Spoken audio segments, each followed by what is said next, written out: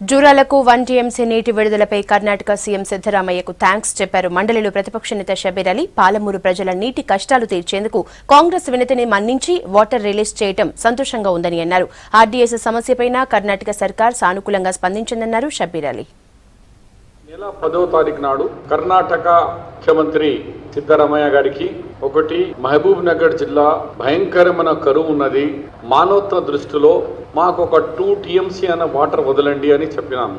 దాని మీద ఆయన ఏమన్నారంటే మా దగ్గర ఉంది 2.75 టీఎంసీ వాటర్, అది కూడా డెడ్ స్టోరేజ్ ఉంది, పంప్ ద్వారా వాటర్ గుంజి మీకు ఇవ్వాలా, 1 టీఎంసీ వరకు ఇస్తా అని ఒప్పుకున్నారు. అది ఈరోజు వాటర్ వదులుతున్నారు. ఇంత కమిట్మెంట్గా మా వినతిని ఆయన మన్నించి drinking water for 1 TMC water Mahabubnagar జూరాలకు వదులుతున్నందుకు ధన్యవాదాలు.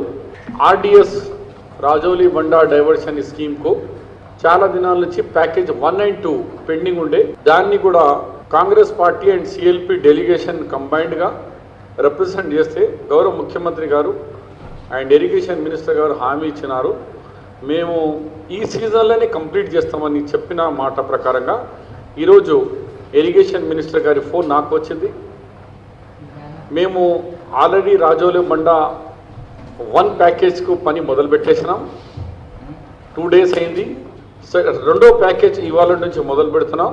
ఎంత ప్రాంప్ట్గా కర్ణాటక ప్రభుత్వం మేము ఇచ్చిన 2 డిమాండ్స్ను పూర్తి చేసినందుకు